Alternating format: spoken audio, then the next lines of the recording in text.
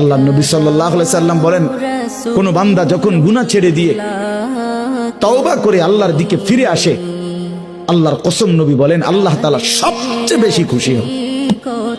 আশাদ্দু ফারাহান, আল্লাহ তাআলা সবচেয়ে বেশি খুশি হয় কখন? বান্দা আল্লাহর দিকে ফিরে আসে যখন। বিতাওবাতি আবদিহি, বান্দা যখন আল্লাহর দিকে ফিরে আসে আল্লাহ তাআলা ভীষণ খুশি হয়।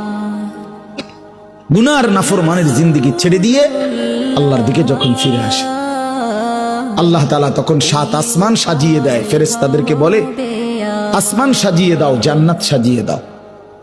ফেরেশতারা 7 আসমান জান্নাত সাজাইয়া ফেরেশতারা জিজ্ঞেস করে, মাওলা আসমান কেন সাজাইলেন, জান্নাত কেন সাজাইলেন?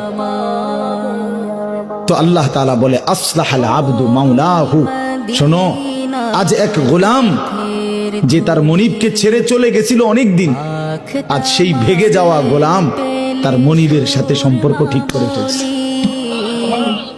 আমার এক গোলাম আজ অনেক দিন আমারে ভাইগা গেছিল, সেজদা দেয় নাই, আমার হুকুম মানে নাই, অনেক দিন থেকে আমার থেকে দূরে ছিল, আজ সে আমার কাছে ফিরে আসছে।